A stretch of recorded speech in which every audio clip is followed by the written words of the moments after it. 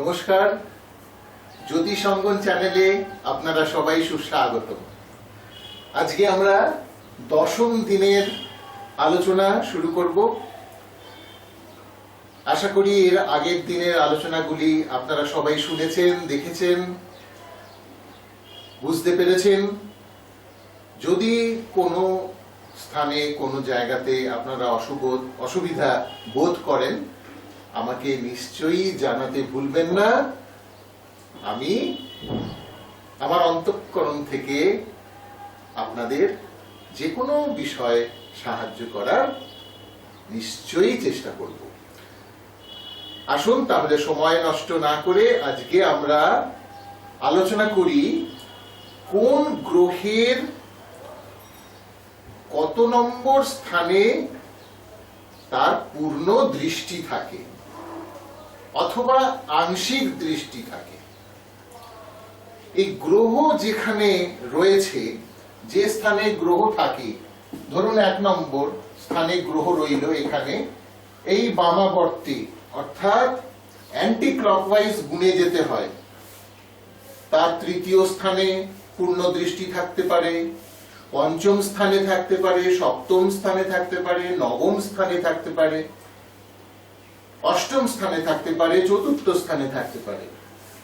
তো এইভাবে বিভিন্ন গ্রহের তার নিজস্ব স্থান থেকে, তার ধরুন একটা স্থান হবে, তার ধরুন মেষ রাশি, তার নিজস্ব স্থান থেকে 1, 2, 3 এরকম 3 গুনলাম, এই জায়গায় তার একটা পূর্ণ দৃষ্টি থাকতে পারে, অথবা 5, 4, 5 অথবা 4, 5, 6, 7। এই 7 নম্বর ঘরে প্রত্যেক গ্রহের রবি, চন্দ্র, মঙ্গল, রাহু, বৃহস্পতি, শনি, বুধ, কেতু, শুক্র। কেতুর 7ম দৃষ্টি আছে কিনা এই সম্বন্ধে মতভেদ আছে। কোন শ্রদ্ধেয় ঋষি বলে গেছেন কেতুরও 7মে দৃষ্টি, কিন্তু কেতুর ব্যাপার হচ্ছে, কেতুর তো পুরাণের গল্প অনুযায়ী কেতুর তো চোখ নেই, মাথাটা নেই, সেই জন্য কেতুর 7ম দৃষ্টি অনেকে বলেন নেই। কেতু যে স্থানে আছে সেই স্থানেই তার পূর্ণ এফেক্টটা পড়ে। আর রাহু রয়েছে মোটামুটি এই 8টি গ্রহের, প্রত্যেক গ্রহেরই 7ম স্থানে পূর্ণ দৃষ্টি থাকে। এইবার আমরা একটা একটা করে আলোচনা করছি। ধরুন প্রথমেই বলছি রবির কথা প্রথমেই আসছি। এই রবির 1ম 2য় ছেড়ে দিলাম। এই রবির গ্রহের শুধু 7মে যদি রবি এখানে থাকে,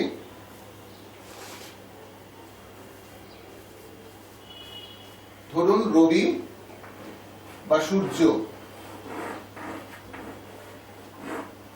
রবি যদি এই পজিশনে থাকে, মেষ রাশি, ধরুন মেষ রাশিতে রয়েছে রবি, এটা আপনার লগ্ন ধরতে পারেন। লগ্ন সবসময় এই বিচারগুলি আমরা লগ্ন থেকে করব, আবার রাশির থেকেও আমরা করতে পারি। আর যখন আমরা গোচরের বিচার করব তখন রাশির থেকে হবে, আর যখন লগ্ন বিচার করব এইখানটা আমরা ধরে নিচ্ছি লগ্ন। তো এই লগ্ন বা এই 1 নম্বর জায়গায় যদি রবি বসে থাকে, তাহলে এই 7ম স্থানে রবির পূর্ণ দৃষ্টি পাবে। পূর্ণ দৃষ্টি 100%, পূর্ণ 100% এই রবির, এই 7ম স্থানে রবি 100% দৃষ্টি দেবে। এছাড়া আর কোথায় দৃষ্টি হবে সে সম্বন্ধে আমি পরে আলোচনা করছি।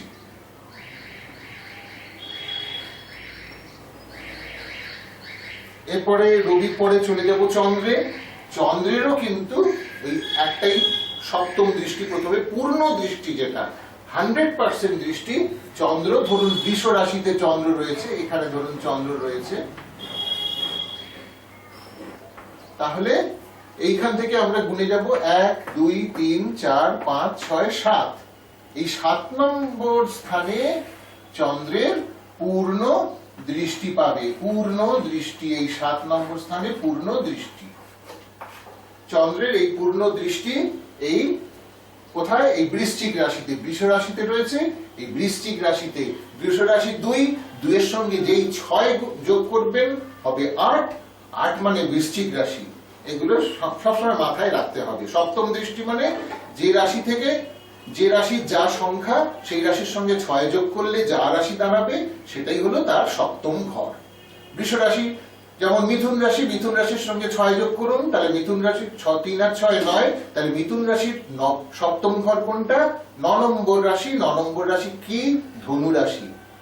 ঠিক এইভাবে আপনারা ফটাফট খুব সুন্দরভাবে তাড়াতাড়ি মনে রাখতে পারবেন এবং দেখতে পারবেন। তাহলে রবি আর চন্দ্র এদের দেখলাম একটা করে পূর্ণ দৃষ্টি রয়েছে। পূর্ণ দৃষ্টি মানে যতটা চন্দ্র এইখানে এফেক্ট করছে ঠিক তার সপ্তম স্থানেও ঠিক সেইভাবে ততটাই সে এফেক্ট করবে। এখন কি তার সপ্তম স্থানে অনেকে বলেন দৃষ্টি যেখানে পড়ছে সেখানে তার এফেক্ট নাকি আরো বেশি হয়। যত না যেখানে বসে রয়েছে সেখানে এফেক্ট হয়, তার থেকেও যেখানে দৃষ্টি পড়ছে সেখানে বেশি এফেক্ট হয়, এটা পরাশরি মতে অনেকে বলেন। কিন্তু আবার কৃষ্ণমূর্তি পদ্ধতিতে আমরা যখন যাব আমরা দেখব যেখানে বসেছে এবং যার নক্ষত্রে চন্দ্র রয়েছে সেই নক্ষত্র যে রাশি, যে গ্রহের, সেই গ্রহ যেখানে রয়েছে সেইখানে তার এফেক্ট করছে। এগুলো কৃষ্ণমূর্তি পদ্ধতিতে, মানে মোদ্দা কথা হলো কৃষ্ণমূর্তিতে পদ্ধতিতে আমরা দেখব চন্দ্রের যে স্থানে বসে রয়েছে সেই স্থান অনুযায়ী বিচার। কিন্তু আমরা যখন পরাশরি মতে যেটা মূল ধারা, যেটা জ্যোতিষের, সেই জ্যোতিষ সেই মূল ধারা অনুযায়ী যখন আমরা দেখতে পাবো তখন দেখব তার সপ্তম দৃষ্টি যেখানে পড়ছে সেখানেও তার ততোধিক বেশি এফেক্ট সেই সপ্তম স্থানে সেই গ্রহটি থাকতে পারে। তো চন্দ্র হয়ে গেল, এরপরে চন্দ্রের পরে হবে মঙ্গল। চন্দ্রের পরের গ্রহ মঙ্গল গ্রহ। মঙ্গল ধরুন এই ধরুন কর্কট রাশিতে, কর্কট রাশিতে মঙ্গল রয়েছে। এটা ধরুন এই কর্কট রাশি 4 নম্বর জায়গা, কর্কট রাশিতে মঙ্গল রয়েছে। এই মঙ্গল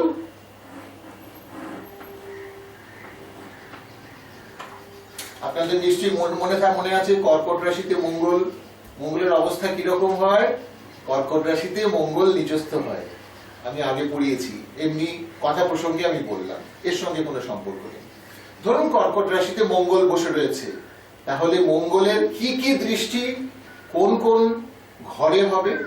এখানে দেখাচ্ছে কর্কট, এখানে চতুর্থ ভাব, এটা চতুর্থ ভাব এবং কর্কট রাশি।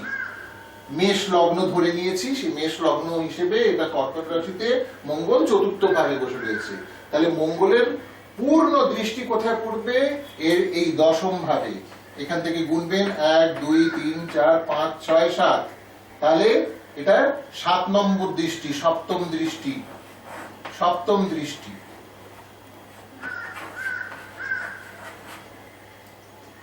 সপ্তম দৃষ্টি মঙ্গলের পড়লো এই দশম স্থানে। এই দশম স্থানে মঙ্গল আবার মকর রাশিতে উচ্চ হয়, মানে স্বক্ষেত্রী। তো সপ্তম দৃষ্টি পড়লো। এইবারে মঙ্গলের বিষয় একটা ব্যাপার আপনাদের মনে রাখতে হবে, মঙ্গলের স্পেশাল আরো দুটো ঘরে তার পূর্ণ দৃষ্টি থাকে। সেটা হলো মঙ্গল গ্রহটি যে ঘরে বসে রয়েছে সেই ঘর থেকে যদি বামাবর্তে চতুর্থ ঘরটি গোনেন তাহলে চতুর্থ স্থান এবং অষ্টম স্থান। এখান থেকে দেখুন 1 2 3 4, অর্থাৎ এই ছকটির এই সপ্তমে মঙ্গলের চতুর্থ দৃষ্টি পড়ল এই, এবং যে ঘরে মঙ্গল বসে রয়েছে সেই ঘর থেকে অষ্টমে, এটা 7 নম্বর ঘর, 7 8, 1 2 3 4 5 6 7 8, তাহলে এখানে তাহলে মঙ্গলের কটি দৃষ্টি আমরা এখানে দেখলাম? পূর্ণ দৃষ্টি, 100% স্ট্রেংথ মঙ্গল কোথায় দেবে? যে ঘরে বসে রয়েছে সেখানে, তার থেকে চতুর্থ ঘর এখানে, এবং তার থেকে সপ্তম ঘর এখানে, এবং তার থেকে অষ্টম ঘর 8 নম্বর ঘর এখানে। তাহলে 1 2 3 4 চারটে ঘরে মঙ্গল যেখানে বসে রয়েছে সেই তার থেকে বামাবর্তে যদি আমি দেখি পরপর, মানে পরপর নয়, চতুর্থ, সপ্তম, অষ্টম, এই এবং যে ঘরে বসে রয়েছে টোটাল 1 নম্বর ঘর। তাহলে প্রথম, চতুর্থ, সপ্তম এবং অষ্টম চারটে ঘরে মঙ্গল পুরোপুরি দৃষ্টি দিচ্ছে, পুরোপুরি মঙ্গলের ফুল এফেক্ট পড়ল। এরপরে আমরা চলে আসব মঙ্গলের পরে রাহু।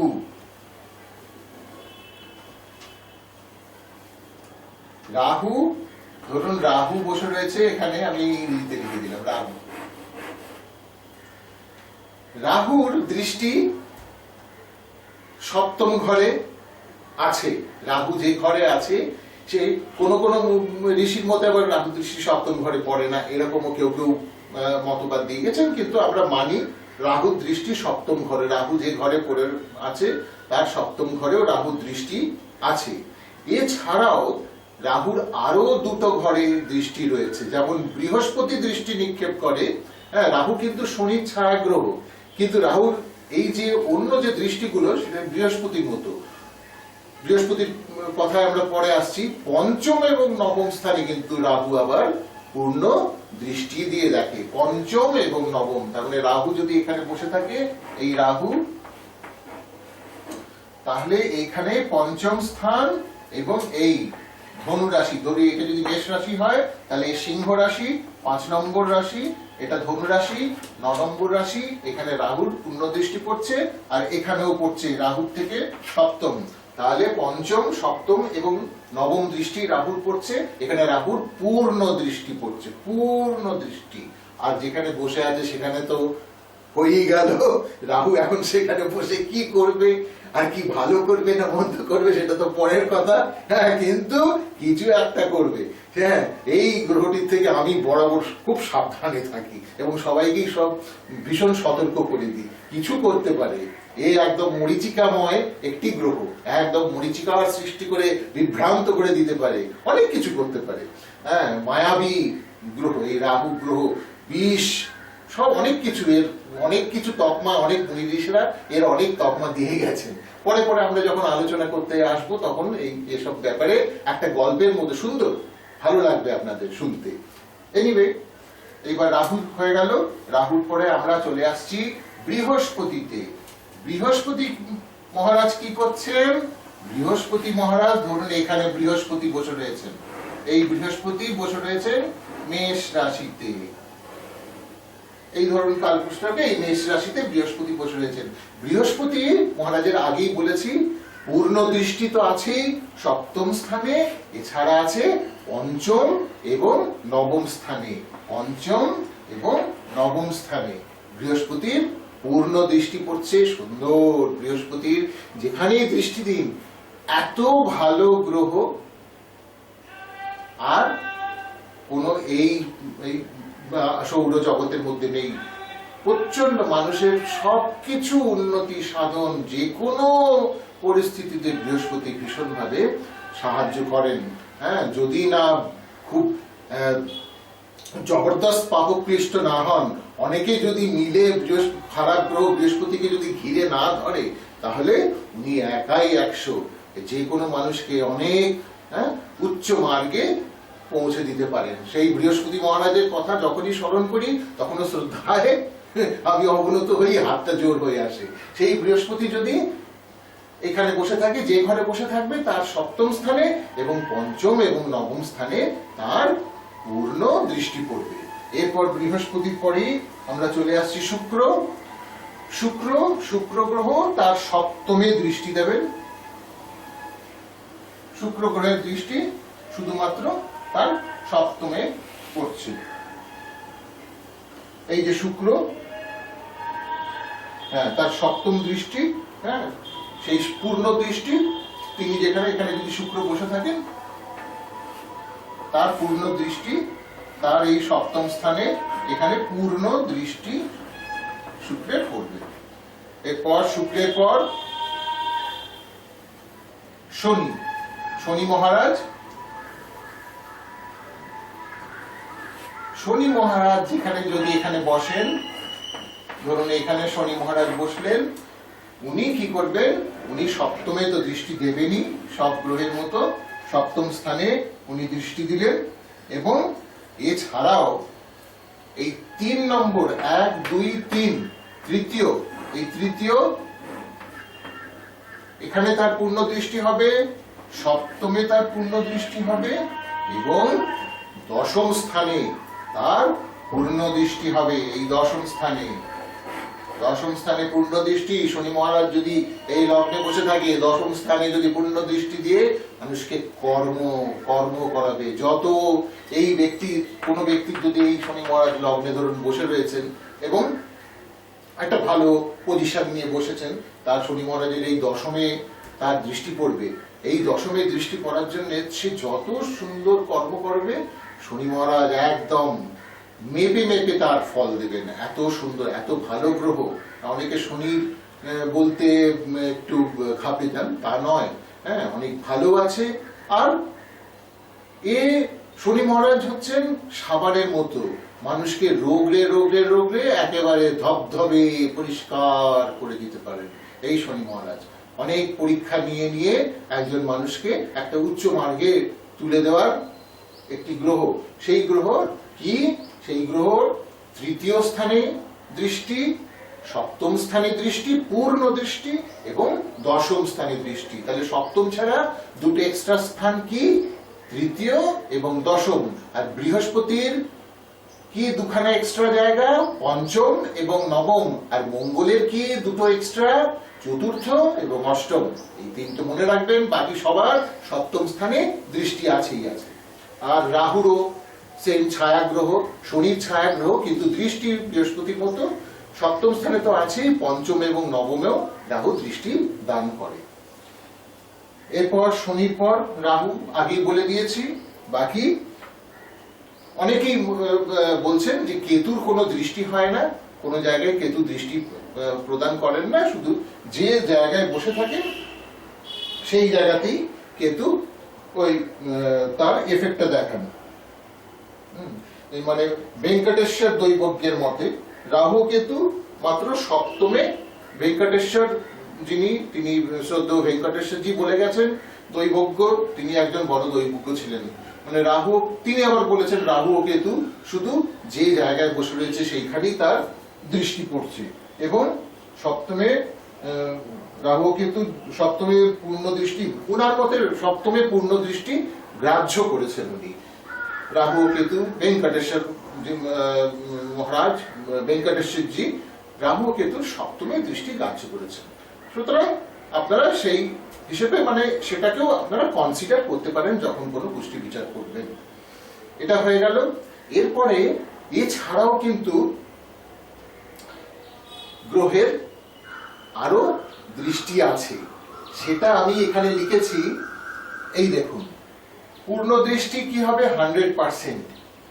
এছাড়া কোন গ্রহ তৃতীয় এবং দশম স্থানে, সব গ্রহ 25% দৃষ্টি দেয়। দেখুন, তৃতীয় এবং দশম স্থানে শনি মহারাজের পূর্ণ দৃষ্টি রয়েছে, কিন্তু শনি মহারাজ ছাড়া আর যদি কোনো গ্রহের তৃতীয় এবং আর যদি কোনো গ্রহ থাকে, শনি ছাড়া যে কোনো গ্রহ, শনি ছাড়া যে কোনো গ্রহ, এনি প্ল্যানেট, যে কোনো গ্রহ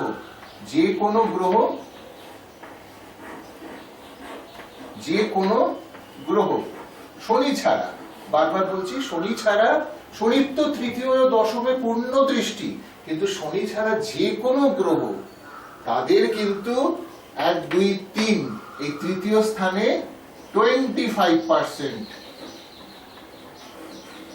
দৃষ্টি, 25% দৃষ্টি। এই পুরো দৃষ্টিটাকে সপ্তম মানে সম্পূর্ণ 100% দৃষ্টিটাকে, পূর্ণ দৃষ্টিটাকে না 60 কলা বলা হয়, 60। আর এই তার মানে 25% দৃষ্টি মানে 15 কলা দৃষ্টি, মানে 25% দৃষ্টি।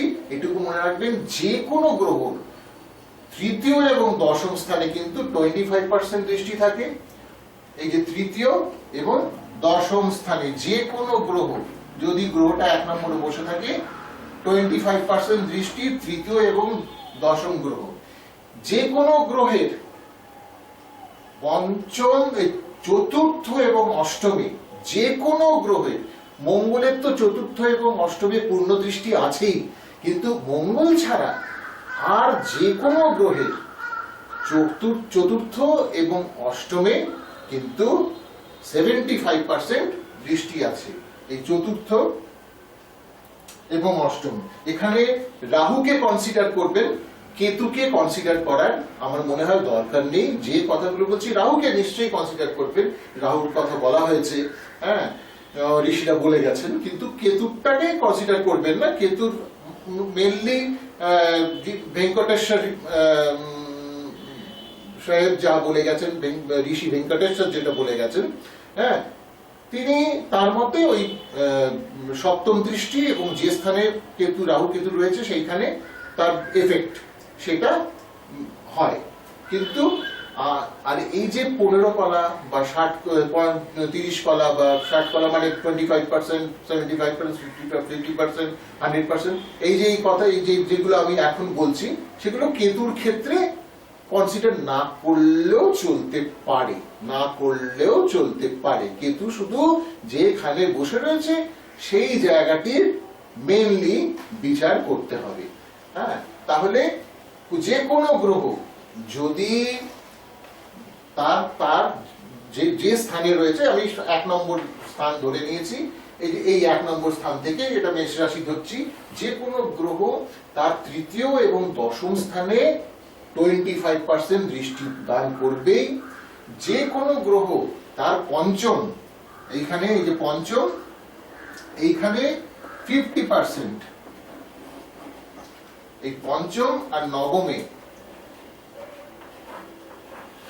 মানে গ্রহ যেখানে বসে রয়েছে, ধরুন বারবার বলছি, আমি ধরে নিয়েছি গ্রহটা এই 1 নম্বর মেষ রাশিতে বসে রয়েছে। মেষ রাশিতে বসে থাকলে একটা গ্রহ সিংহ রাশিতে এবং ধনু রাশিতে, মানে 5 এবং 9 তার 50% দৃষ্টি থাকবেই। তার তো নিজস্ব দৃষ্টি আছে, সে সপ্তমে হোক, কিন্তু তার এই পঞ্চমে এবং নবমে, কিন্তু পঞ্চমে এবং নবমে যেমন বৃহস্পতির পূর্ণ দৃষ্টি সেটা তো আছে, কিন্তু বৃহস্পতি ছাড়া অন্য যে কোনো গ্রহ যেখানেই বসুক না কেন, তার পঞ্চম এবং নবম স্থানে 50% দৃষ্টি থাকবে। এরপর যে কোনো গ্রহ তার চতুর্থ, এই চতুর্থ,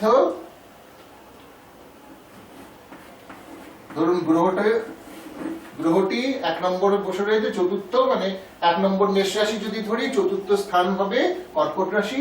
এই চতুর্থ এবং অষ্টমে, এইটা 8 নম্বর ঘর, এই বৃশ্চিক রাশি, 1 2 3 4 5 6 7 8, 8 নম্বর ঘর। এই অষ্টমে 75%, অর্থাৎ 45 কলা, আগে বলেছি 60 কলা মানে পূর্ণ দৃষ্টি, 75% অথবা 45 কলা পূর্ণ দৃষ্টি থাকবে, 75% দৃষ্টি থাকবে যে কোনো গ্রহ। সুতরাং কোন ছক বিচার করার আগে কোন গ্রহ কোন ভাবে কতটা এফেক্ট করছে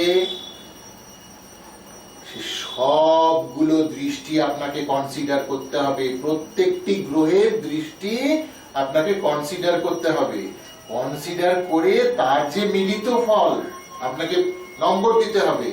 এ 75% এ দিল, এ 50% দিল, এ খারাপ 25% খারাপ দিল, মাইনাস করে দিন 50 থেকে 25, এইভাবে মাইনাস প্লাস করে তারপরেই হবে সেই ভাবের বিচার। এটা বেসিক। এছাড়াও ভাবের বিচার শুধু গ্রহের দৃষ্টি বা গ্রহের প্রতিস্থাপন দেখে হয় না, সেই গ্রহ কোন নক্ষত্রে রয়েছে এবং সেই নক্ষত্রের অধিপতি কোন গ্রহ, সেই গ্রহ আবার কোন ঘরে বসে রয়েছে বা পাপক্লিষ্ট হয়ে রয়েছে না সুদৃষ্ট হয়ে রয়েছে, সেই সমস্ত বিচার করে তবেই পুরো ভাবগুলির বিচার হয়। তাহলে আজকে আমরা কি শিখলাম? আজকে আমরা শিখলাম আমাদের যে 9টি গ্রহ আছে তারা কেমন ভাবে, কত পার্সেন্টেজ, কি বল নিয়ে কোন কোন ঘরে বা কোন কোন ভাবে নিজের দৃষ্টি প্রদান করছে। আগামী দিনে আমরা রাশির দৃষ্টি সম্বন্ধে জানবো। তাহলে আজকের মতো এখানেই অনুমতি দিন। সবাই খুব ভালো থাকবেন। শ্রী শ্রী ঠাকুর আপনাদের সবার মঙ্গল করুন। জয় শ্রী রামকৃষ্ণদেবের জয়, জয় শ্রী গুরু মহারাজের জয়, জয় মহামাই কি জয়, জয় স্বামীজি মহারাজের